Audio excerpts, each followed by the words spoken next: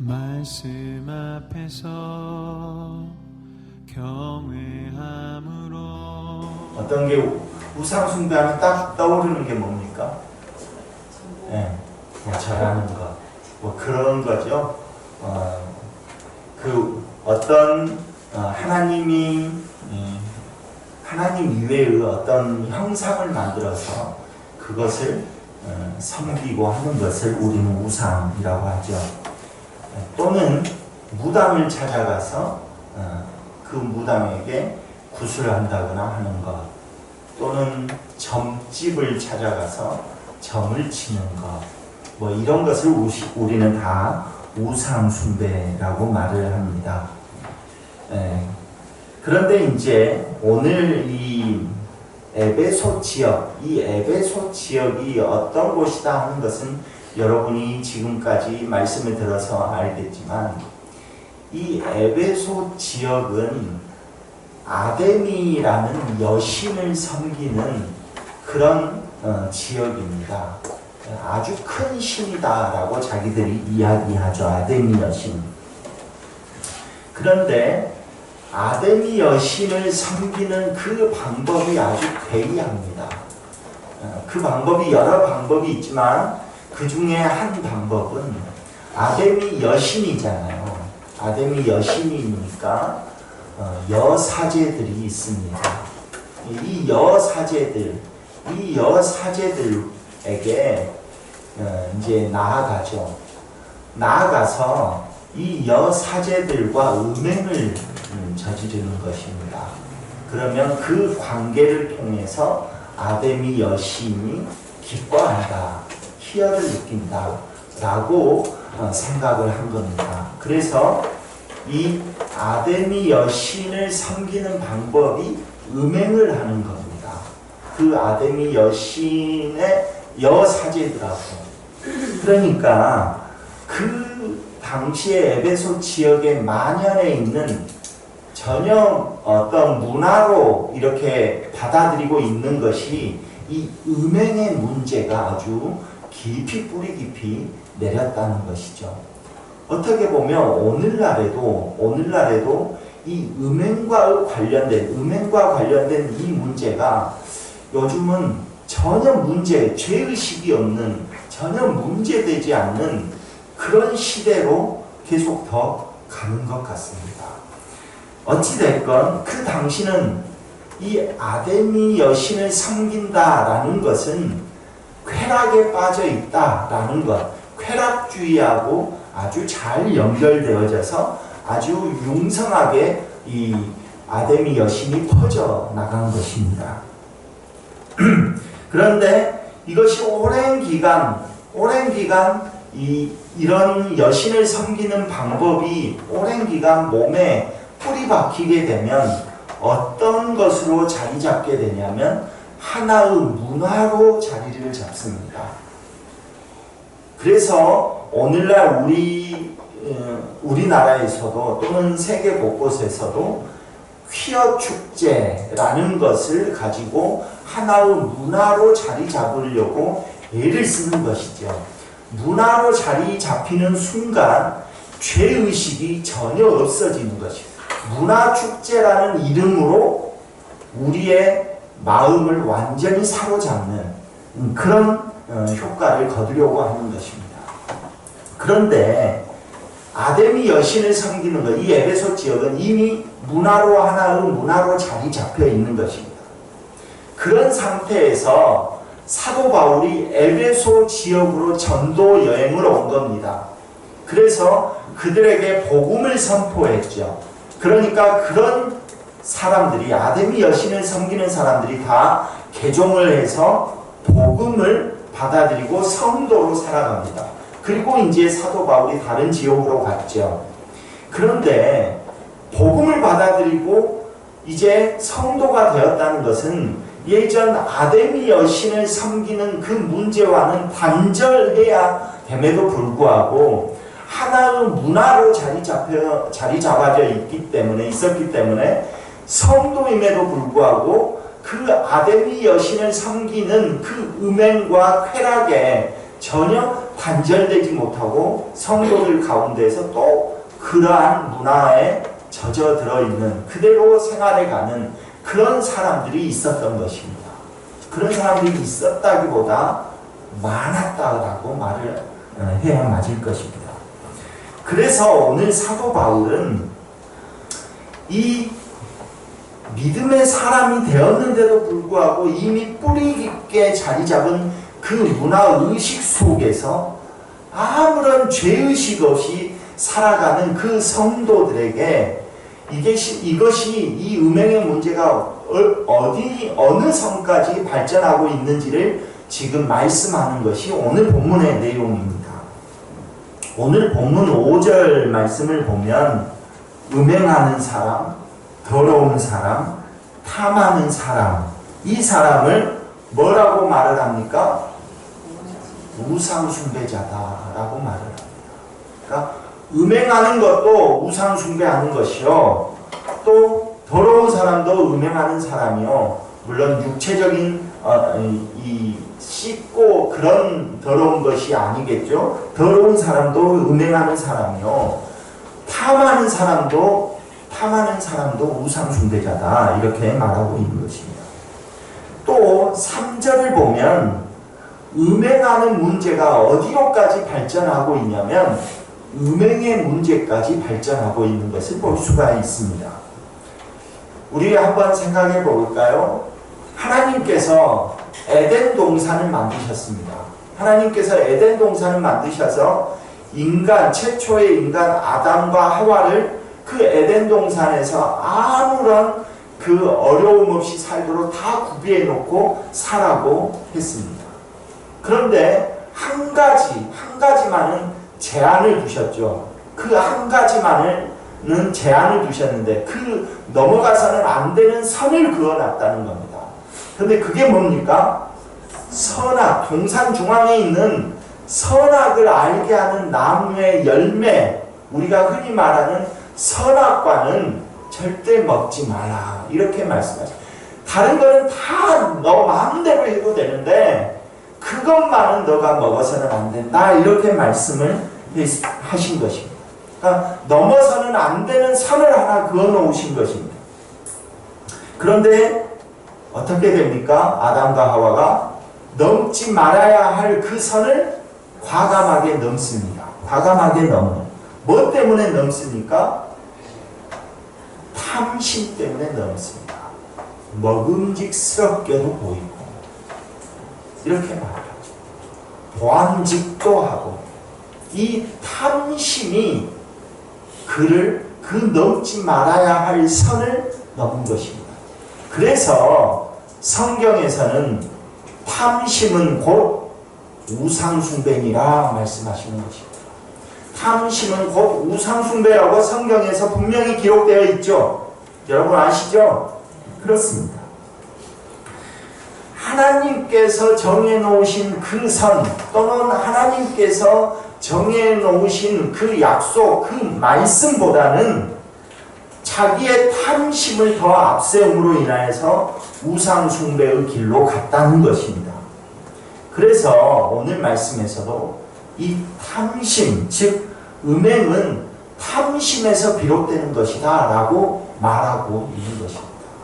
음행의 문제도 탐심에서 비롯되어지는 것입니다. 왜 그렇습니까? 우리 부부 사이에서 오래 살다 보니까 내 남편이 진짜 마음에 안 들잖아요. 다 웃죠. 좀 10년, 20년 살다 보니까 예전 그 몰랐는데 안 보이던 것이 다 보이잖아요. 또는 10년, 20년 살다 보니까 내 부인이 정말 이것을 안 봤었는데 이런 것이 있었네 하고 보인단 말이죠. 그러니까 어디를 쳐다봅니까? 주위를 쳐다봐요.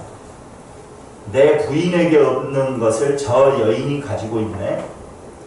내 남편에게 없는 것이 저 남자에게 있네. 라고 하는 순간 그 탐심이 몸에 들어와서 우리의 생각을 지배해서 남편을 더 미워하게 되고 더 부인을 더 미워하게 되면서 다른 남자와 다른 여자를 더 욕심내게 만드는 것이죠. 탐심은 곧 우상숭배다라고 하는 것입니다. 하나님이 정해놓은 선은 뭡니까? 부부 사이에 하나님이 정해놓은 선은 뭡니까? 오늘 에베소서 5장 우리가 다 읽었잖아요. 아내를 어떻게 사랑하라? 자기 몸처럼 사랑. 남편에게 어떻게 하라? 어떻게? 죽게 하듯 하라. 하나님이 정해 놓으신 선은 그것입니다. 야, 마음에 안 드냐? 다른 남자한테 가. 야, 마음에 안 들면 다른 여자를 품어. 이렇게 말하지 않아요. 하나님께서 정해 놓은 선은 분명히 일부일처제로서 또 그 아내를, 그 남편을 죽도록 사랑하라는 겁니다. 그런데 우리는 하나님이 설계하신 그 선을 넘어가려고 하는 것입니다. 그러니까 그때부터 탐심이 들어오는 거예요. 그러다 보니까 우상숭배까지 가게 되는 것입니다. 오늘 음행에 대해서 이야기하려고 하는 게 아닙니다. 우상숭배에 대해서 이야기하려고 하는 것입니다. 그러므로 우상숭배는 우리가 어떤 형상을 만들어서 그것에 절하고 또 무당에게 가가지고 구술하고 점을 치고 부적을 몸에 지니고 하는 것도 우상숭배지만 그것보다 더 나아가서 하나님께서 허락하신 그 범주를 벗어나려고 하는 사람, 또 벗어난 사람, 그 사람들은 다 우상숭배를 할 수밖에 없다는 것입니다. 하나님께서 허락한 선과 범주에 만족하지 못할 때 일어나는 것이 뭐냐? 탐심이기 때문에 그렇습니다. 하나님께서 짝지어 주신 그 부부가 서로 만족을 하지 못할 때 다른 상대를 향한 탐심이 그때부터 들어오기 시작하는 것입니다. 내 남편은 따뜻한 말 한마디 할지 모르는데 저 사람은 보니까 따뜻한 말도 잘하네. 옆집 남자니까 그래요. 옆집 남자니까 그러는데 우리는 옆집 남자가 더 좋아 보이는 거예요. 그러니까 그런 순간 탐심이 들어오는 거예요. 탐심이.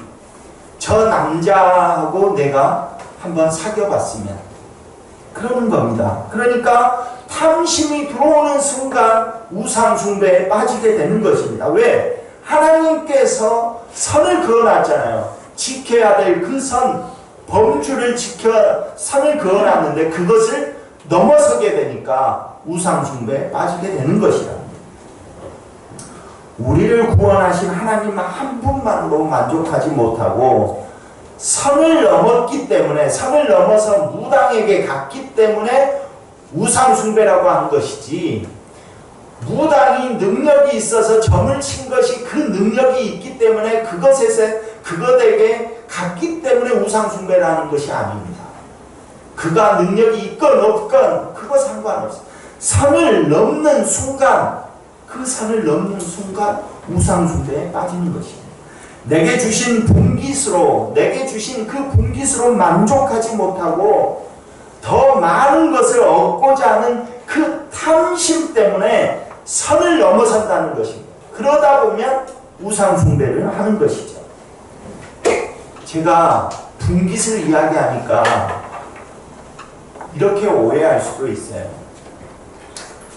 우리에게 주신 성욕이나 또는 우리에게 주신 식욕, 이것은 우상숭배입니까? 아닙니까?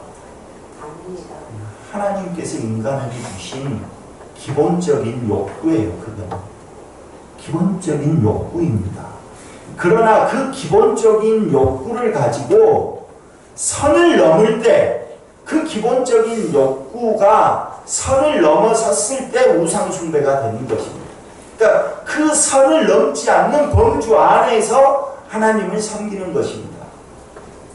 그런데 오늘 본문에서 다 하지 말라, 부정적인 이야기로 하는데 한 단어가 나오는데 그것은 긍정적으로 하라고 말씀하십니다. 4절 말씀에 뭐라고 말을 합니까? 어떤 말을 하라? 다 음행하지 말라, 뭐 하지 말라 하는데 딱 한 가지 하는 말씀, 감사하는 말을 하라는 것입니다. 감사하는 말. 왜 감사하는 말을 하라 할까요? 왜 감사하는 말? 불만족의 반대말은 우리가 만족이라고 생각할 수 있지만 불만족의 반대말은 감사입니다. 감사. 감사의 반대말은 만족하지 못하는 것입니다. 만족하지 못하는 것. 자기에게 주어진 그 분깃에 만족하지 못할 때 우리는 입에서 뭔 말이 나옵니까? 불평하는 말이 나오거든요. 내게 주어진 이 상황에서 감사하지 못할 때 우리에게 탐심이 들어와서 불평하게 되어 있습니다. 그러니까 탐심이 우리 안에 들어오게 되는 거죠. 불평하는 말을 통해서. 그래서 오늘 성경에서는 감사하는 말을 적극적으로 하라고 이야기를 하는 이유는 그 탐심을 막아내는 영적인 것이 뭐냐? 감사하는 말이라는 것입니다. 감사하는 말을 하면 불평이 나오지 않는다는 거예요. 불평이 나오면 불만족 때문에 불평이 나오잖아요. 그럼 그 불평이 나오면 그 불평을 통해서 나에게 들어오는 것이 탐심이라는 거예요. 그 탐심을 통해서 선을 넘게 만들어 가는 거예요. 그러므로 인해서 우리는 우상 숭배에 빠지게 되는 것이죠. 우리가 에덴 동산에서 아담과 하와가 범죄하잖아요. 선을 넘어서잖아요. 탐심 때문에 그런 것입니다. 그 탐심을 누가 심어줍니까? 뱀이 심어주죠. 뱀이 어떻게 심어줍니까? 말로. 불만족스러운 말로. 야, 진짜 저거 먹지 말라고 한 거야. 이 불만족스러운 말로 유혹을 한 거예요. 그러니까 그것을 막아내는 영적인 말은 감사하는 말을 하라는 거예요. 우리가 성경에 범사에 감사하라, 이 말이 그냥 우리가 일상생활에서 소망적인 것을 그냥 말로 표현하라 라는 의미로 우리가 생각할지 모르지만 그게 아니라 이것은 영적인 의미라는 것입니다. 왜? 탐심을 통해서 우리가 불만족스러운 불평을 늘어놓을 때 그 불평의 말을 통해서 우리에게 탐심이 들어와서 선을 넘어버리니까 탐심이 들어오지 못하게 하기 위해서, 불평하는 말을 하지 못하게 하기 위해서 우리의 입술로 계속해서 감사하는 말을 하라, 이렇게 말씀하시는 거예요. 그러니까 이것은 범사에 감사하라 라는 것은 우리가 일상생활에서 소망적인 것을 담아서 그냥 감사합니다, 우리가 어떤 것을 되뇌이듯이 세뇌하듯이 그런 것이 아니라 영적인 것으로 우리에게 우상 숭배할 수 있는 그 불평, 그 탐심이 들어오는 그 길을 막아내는 적극적인 행동이 감사하는 말을 하는 것이다 라는 것입니다. 그래서 감사하는 말은 영적인 것입니다. 그런데 오늘 이제 중요한 것은, 이제 이거 다 몰라도 돼요. 그런데 중요한 것이 하나 남았습니다. 우리가 탐심을 통해서 선을 넘어버리잖아요. 그러면 우상 숭배한 거라고 그랬잖아요. 우리가 탐심을 통해서 선을 넘어버리면 그러면 어떤 끔찍한 결과가 나오느냐 하는 것을 오늘 본문에서 말씀하십니다.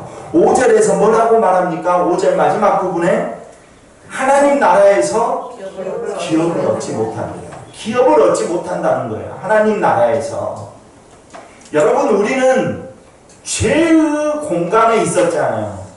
우리는 죄인이었잖아요. 죄인들의 그 공간에 있다가 예수님께서 이 땅에 오셔서 우리를 대신해서 십자가를 지심으로 죄의 공간에서 의의 공간, 예수님의 공간으로 공간 이동을 했다고 했잖아요. 공간 이동을 어떻게 했어요?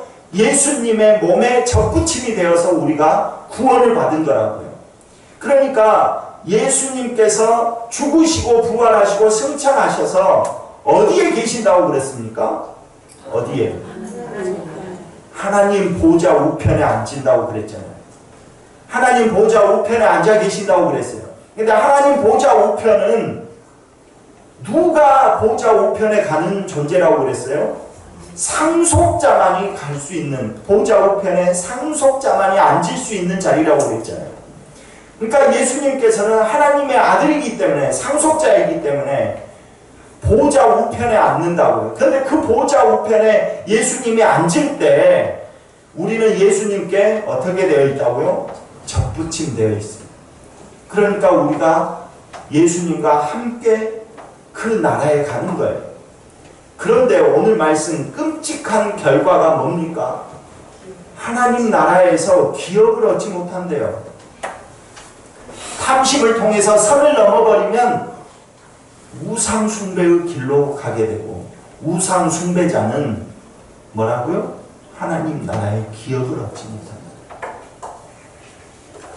이제까지 우리는 이 세상에서 힘들고 어렵고 고통스럽고 그래도 끝까지 주님을 의지하면서 믿고 여기까지 온 이유가 뭡니까? 근본적인 이유는 하나님 나라에 가기 위해서 아닙니까? 하나님 나라에서 우리가 영원히 우리 주님과 함께 즐겁게 살기 위해서 그런 것 아닙니까? 그런데 탐심을 통해서 불만족하는 그 상황 가운데서 불평을 늘어놓는 그 말을 통해 들어온 탐심으로 인하여서 선을 넘게 되면, 그러면 우리는 어떻게 된다고요? 하나님 나라에서 기업을 얻지 못한다. 그 결과가 너무나 끔찍한 거예요.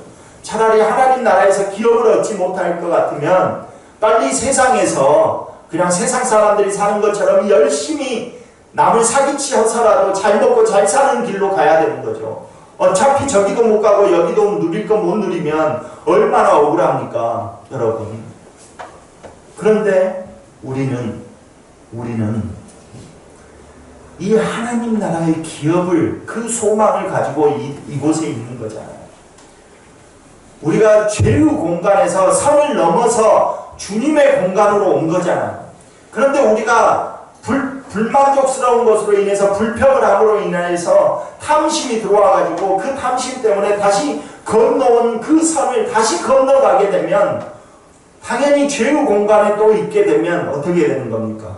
기업을 못 받죠. 당연히 하나님 나라에 상속자가 접붙임 되어져 있는 그 상속자가 접붙임 되어져 있는 그 가지가 꺾이는 거니까 그렇다는 겁니다.